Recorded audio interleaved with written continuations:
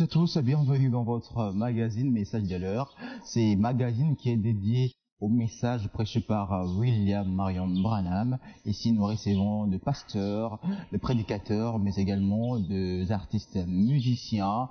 Oui, cette mission est élaborée, conçue justement pour tous ceux qui sont dans le monde du message. Et ici, on reçoit également des témoignages de ce que Dieu de William Branham a fait au travers donc de certains hommes de Dieu, mais également beaucoup de serviteurs de Dieu. Donc, dans ces messages dans la fin, oui, même un frère aussi, une sœur, si vous avez un témoignage, vous pouvez passer, donc faire ce témoignage-là par rapport à ce que Dieu de William Marion Branham a fait dans votre vie. Alors, comme d'habitude, vous le savez, dans ces magazines, nous commençons par donc la page d'information, la rubrique actualité. C'est tout de suite.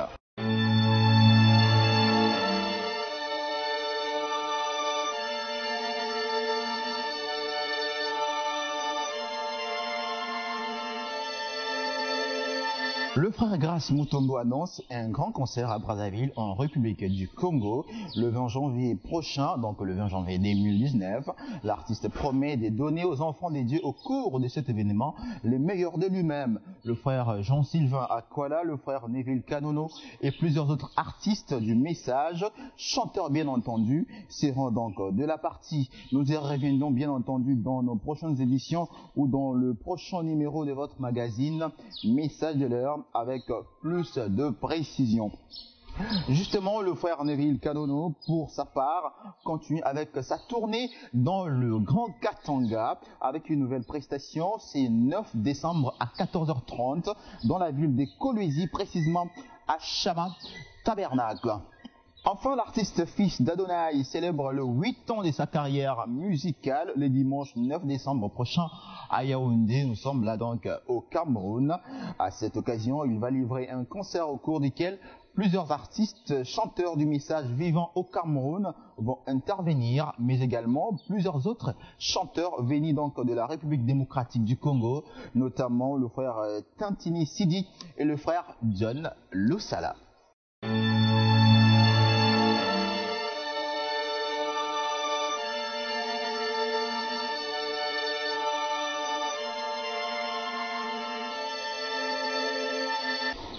Alors pour aujourd'hui, nous avons un invité spécial donc dans ces magazines. Il s'agit tout simplement de celui qui a amené ces messages du temps de la fin. Donc je viens dit William Marion Branham. Comment nous l'avons eu? Vous le saurez dans quelques instants, parce que nous avons pu puiser dans les archives et nous avons pu récupérer une interview qu'il a accordée à nos deux frères et confrères journalistes, le frère Neward et Procap de Californie aux États-Unis. Alors William Branham revient sur son ministère. On lui a posé quelques questions relative donc à son ministère. Je vous laisse savourer ces quelques instants où William Branham est en train de parler justement de son ministère à travers cet élément.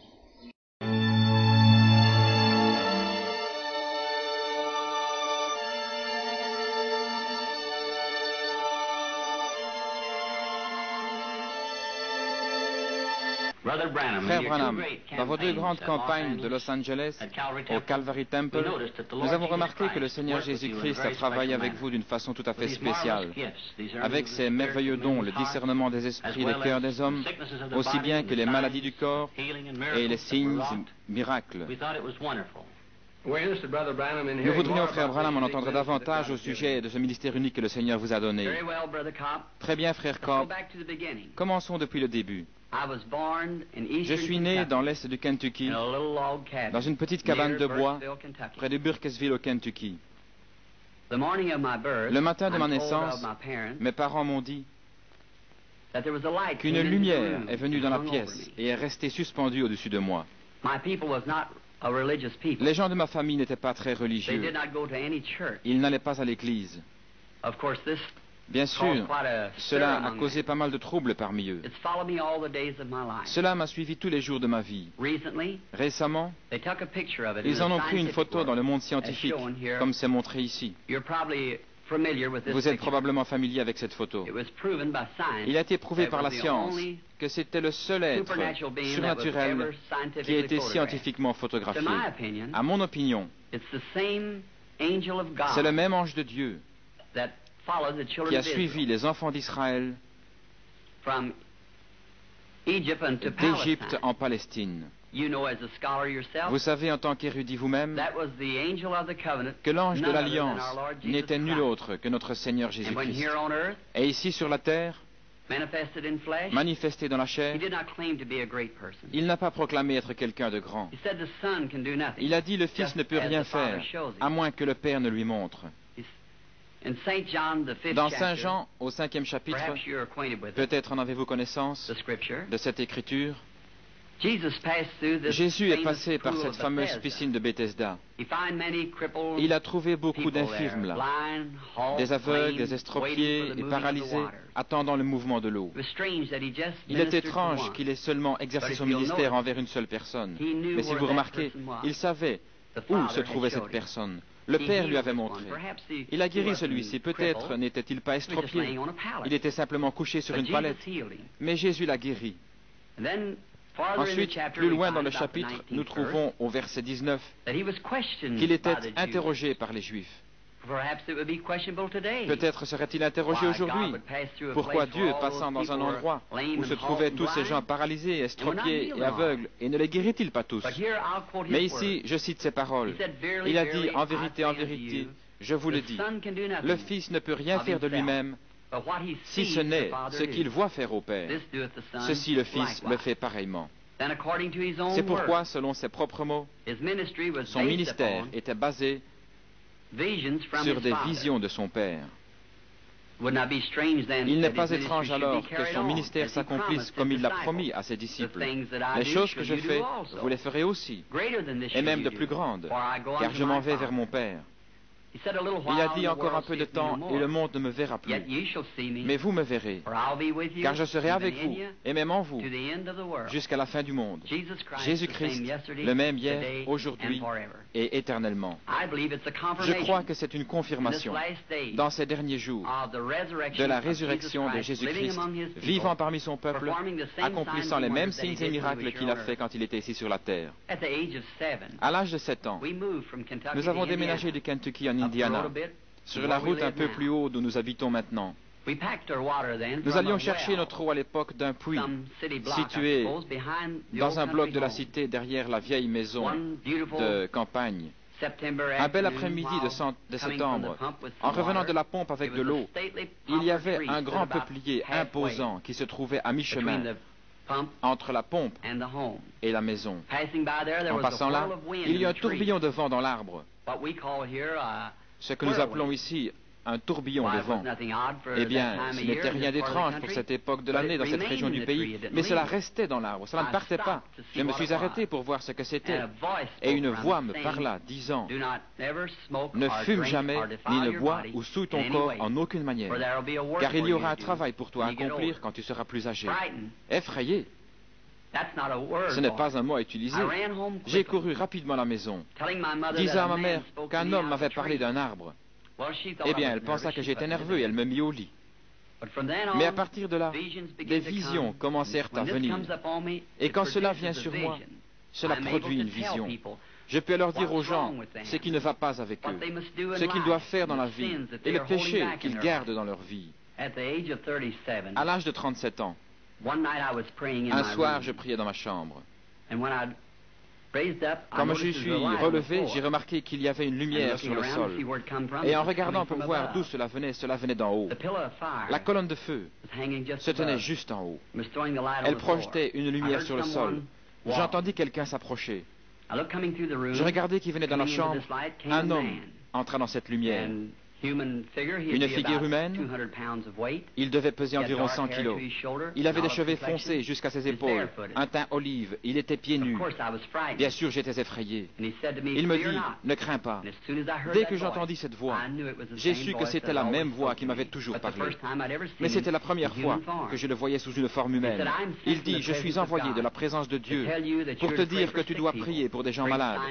De grands signes et prodiges suivront ton ministère. Tu prieras pour des rois et des monarques, etc.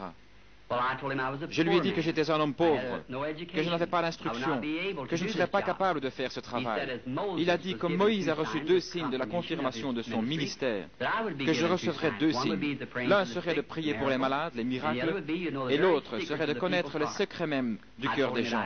Je lui ai dit que j'avais prié à ce sujet, que les gens m'avaient dit que c'était du diable, le ministère. Il fit référence à de nombreuses écritures, comme Philippe trouvant Nathanaël et Nathanaël venant vers Jésus.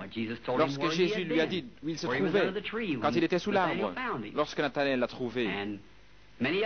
Et beaucoup d'autres écritures, comme la femme au puits, comment ses péchés lui furent révélés. Lorsque Jésus lui dit qu'elle avait 5 maris, elle courut dans la ville et dit, c'est le Christ. Il fit référence à beaucoup d'autres écritures. Je lui ai dit que j'irais. Il me donna l'assurance qu'il serait avec moi, toujours. Comme vous savez, frère Cobb, et le monde le sait, de grandes choses se sont produites dans le ministère. Nous pensions à ce qu'étaient ces visions, savoir si je m'en souvenais longtemps. Il y a quelque temps, j'en ai une. Il y a 14 ans, pour être exact, d'un petit garçon mort sur le côté de la route, touché par une voiture et tué. Il devait être ressuscité des morts. Eh bien, j'en ai parlé à tout le monde. Cela a été prophétisé à travers les États-Unis et au Canada. Des milliers de Bibles avaient cela écrit sur la page de garde, que cela aurait lieu. Un jour, alors que nous avions une campagne dans les pays scandinaves, nous étions en Finlande, venant de Kuopio, et il y avait un groupe de personnes rassemblées sur le bord de la route. Ils étaient penchés sur une espèce de forme. Nous sommes sortis pour regarder, et voilà, c'était le petit garçon. Toute la scène était exactement ce qu'elle m'avait été montrée. J'ai dit à Frère Moore, regarde dans ta Bible, et voici ce n'est pas cette scène. Oui, dit-il.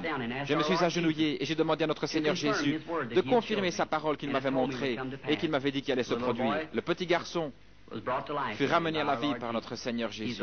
Il est en vie et en bonne santé aujourd'hui.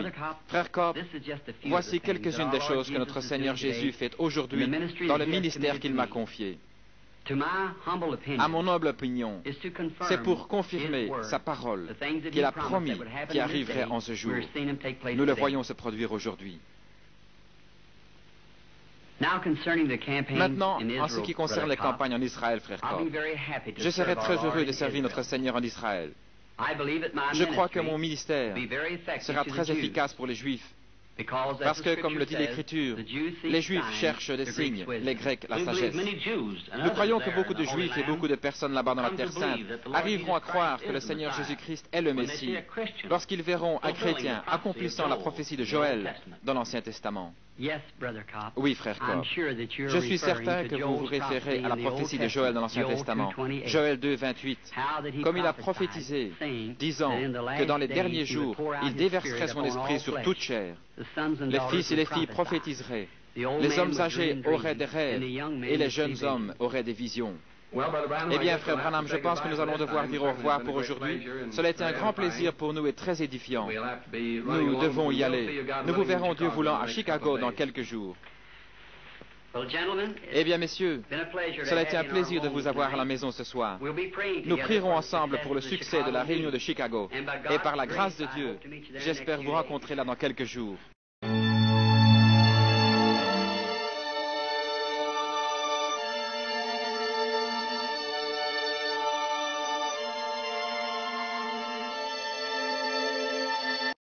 Jésus-Christ a terminé sa course dans William Branham. C'est une déclaration choc qui a fait le buzz, qui a suscité même le tollé dans le monde du message, mais également au-delà même du monde du message. C'est une déclaration du pasteur Lufoko Niciel, pasteur de Rouge-Gorge Tabernacle à Brazzaville. C'est un chanteur également. Alors, plusieurs réactions ont été enregistrées depuis que cette déclaration a été faite.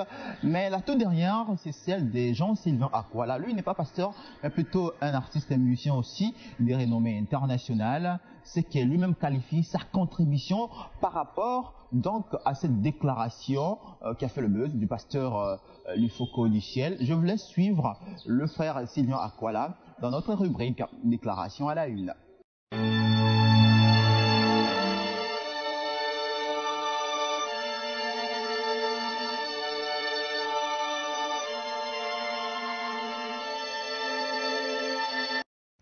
Shalom, shalom, très chers bien-aimés.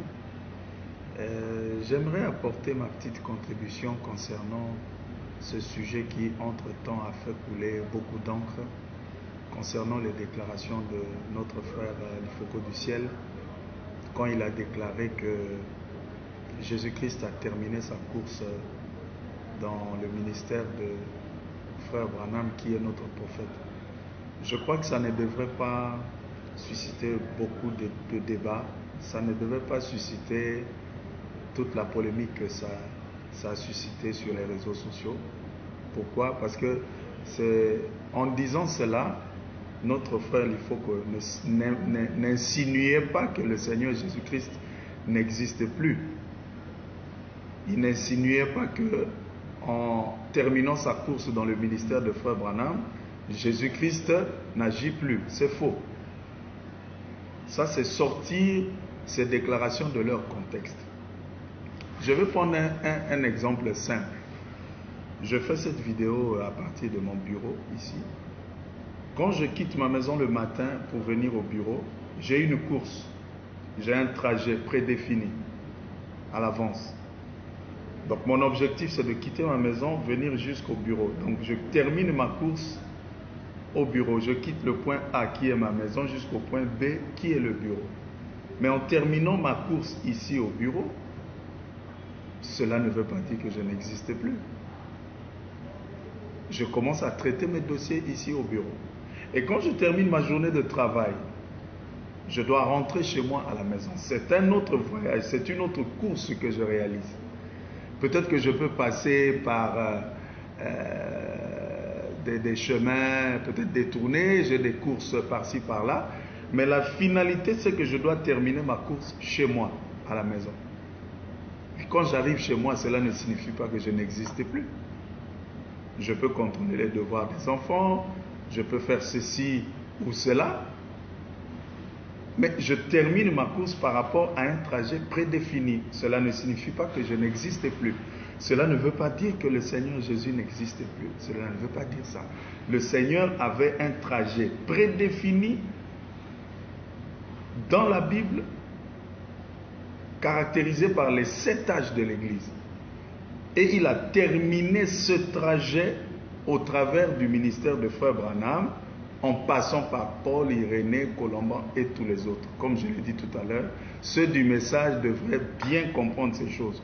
Je peux comprendre l'émoi de nos frères des églises de réveil, parce que on aurait dû faire un peu de pédagogie avec eux, mais pour ceux qui croient au message de frère Branham, ça ne devait pas susciter tous ces témoins, tout ce brouhaha. Je prends un autre exemple. Des athlètes qui doivent faire une course, par exemple, de 10 000 mètres. Ils ont un certain nombre de tours à faire autour du stade, par exemple. Donc, il y a un point A et un point B. Le départ et l'arrivée. Mais à la fin de la course de 10 000 mètres, ces athlètes continuent à exister. Ce n'est pas qu'à la fin de la course, ces athlètes, on va les tuer ou ils ne vont plus exister dans la vie réelle. Non, ils vont exister. Mais ils ont terminé une course qui était un objectif précis. Vous voyez, le Seigneur continue à exister. C'est lui qui nous donne les inspirations des chants, c'est lui qui donne les inspirations pour ceux qui sont des prédicateurs, c'est lui qui donne les visions, c'est lui qui guérit les malades, c'est lui qui donne les prophéties. Toutes ces choses, c'est le Seigneur qui continue à les faire. Frère Branham dit que l'Esprit ne parlera plus dans aucun autre âge. Mais cela ne signifie pas que Dieu n'existe plus. Dieu existe toujours. Mais en ce qui concerne les messagers, il n'y aura plus un autre message. Le dernier, c'est celui qui nous a été apporté par son prophète William Branham. Voilà, donc ça ne devrait pas susciter de la polémique, ça ne devrait pas susciter des débats. C'est des choses claires pour ceux qui sont du message. Et donc voilà pourquoi je voulais aussi intervenir pour édifier peut-être quelqu'un qui n'a pas bien saisi ce que notre frère voulait réellement dire. Shalom et que Dieu vous bénisse.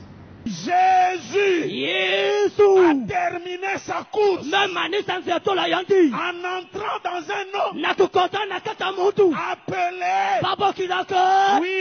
William Marion Branham.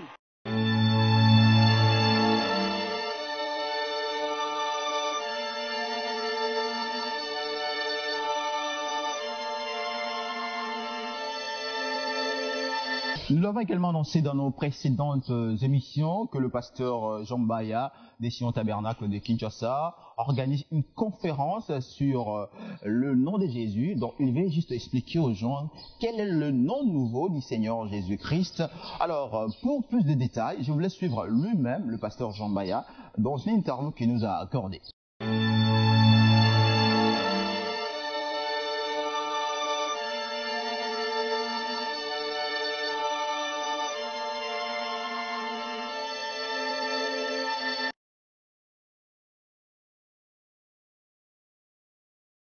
Bonjour Orman.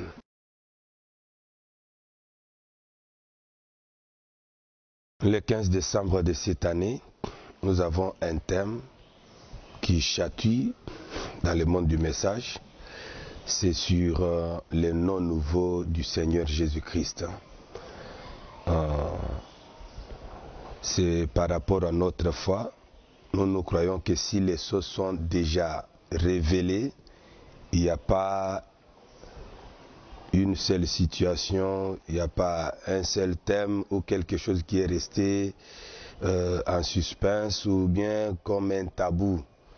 Nous avons besoin vraiment d'inviter les hommes de Dieu, du moins ceux qui sont intéressés, parce que la parole n'intéresse pas tout le monde. Ceux qui sont intéressés, ils peuvent venir débattre avec nous sur les noms nouveaux du Seigneur Jésus-Christ.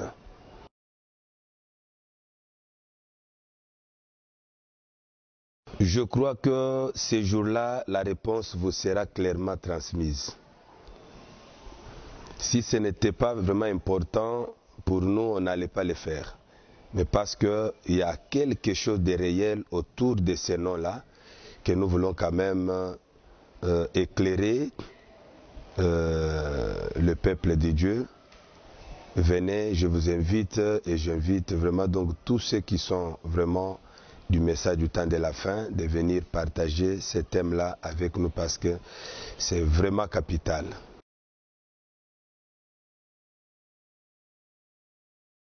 Merci beaucoup. Ça sera à Sion Tabernacle, là où nous sommes,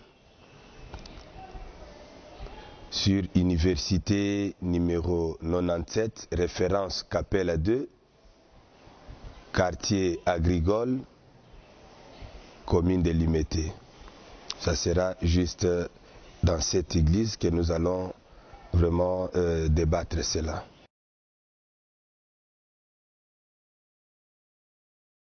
D'ailleurs, moi, je serai le dernier. Ce sont d'autres qui vont prêcher. Et je leur avais dit parce que c'est moi qui suis le président de ce chapitre. D'ailleurs, c'est par là que je devrais commencer. Nous avons le chapitre des hommes de Dieu. Là, nous débattons tous les thèmes qui semblent être des points tabous. Alors, c'est moi qui suis le président. Souvent, je n'interviens que lorsque je vois qu'il faut réajuster ou il faut vraiment fixer bien la chose. Et encore, les 15, ce sont d'autres prédicateurs qui avaient préféré parler avant. Et moi, je serai le dernier des orateurs.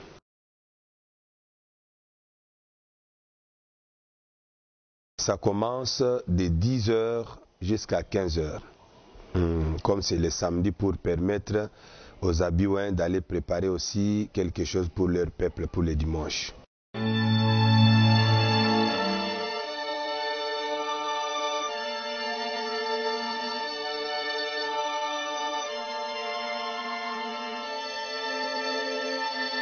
Pour la toute première fois, nous allons prendre une autre rubrique donc de cette émission.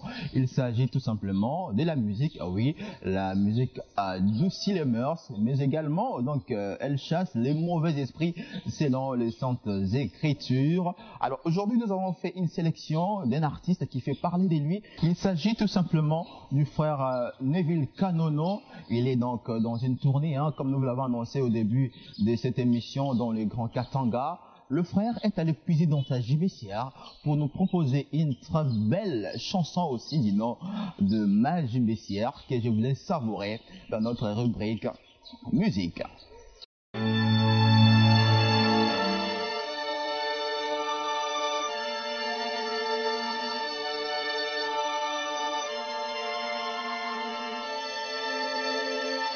Josué avait dit au peuple d'Israël: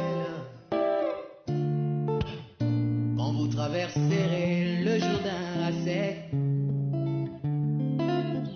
vous ramasserez les pierres du Jourdain, vous les emporterez là où vous irez dans vos vies. Quand vos enfants naîtront qui ne connaissent pas l'histoire, et quand ils vous demanderont que cela veut dire papa, vous leur répondrez: Dieu avait séparé les Jourdains, nous avons traversé à sec. Dieu avait séparé les Jourdains, il nous avait donné la victoire. Ma JBCR,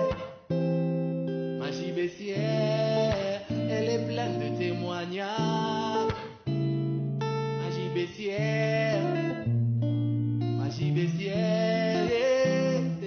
Ma JBCR, elle est pleine de témoignages. Alléluia. Oh, merci Seigneur d'avoir comblé ma JBCR.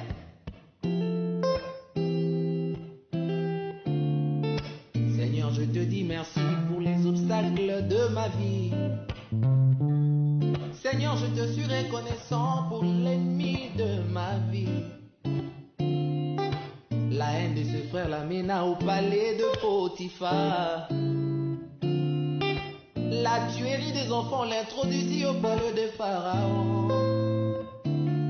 Le diable m'a combattu, ténant éliminé.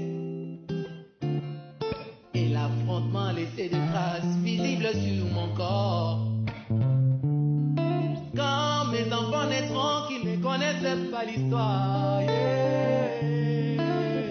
quand ils me demanderont que cela veut dire papa, je leur répondrai: Dieu avait séparé les Jourdains, l'Éternel a combattu pour moi. Dieu avait séparé les Jourdains, j'avais remporté une grande victoire.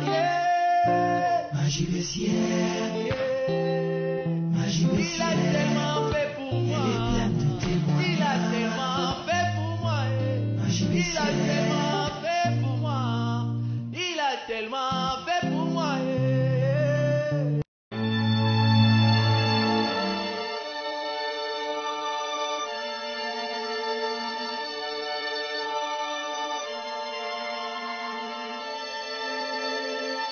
Et donc, je souhaite la bienvenue à tous celui qui souhaitera, bien entendu, de venir donc, dans cette émission. Vous tous qui nous suivez aussi à la maison, nous vous en sommes vraiment reconnaissants pour votre fidélité, votre assiduité dans cette émission. Alors, si vous voulez nous contacter, suggestions, remarques, si dans le numéro qui est affiché en bas de vos écrans, n'hésitez pas de nous faire parvenir vos suggestions, mais également remarques. Si vous voulez passer aussi, que vous soyez les prochains invités donc, de votre magazine Message à l'heure, contactez-nous donc à travers les numéros qui sont affichés dans donc, vos écrans. Alors, quant à nous, nous vous disons déjà au revoir, mais avant tout, retenez que quoi que vous fassiez, quoi que vous disiez, ces messages ne deviendra jamais, et alors jamais, une dénomination.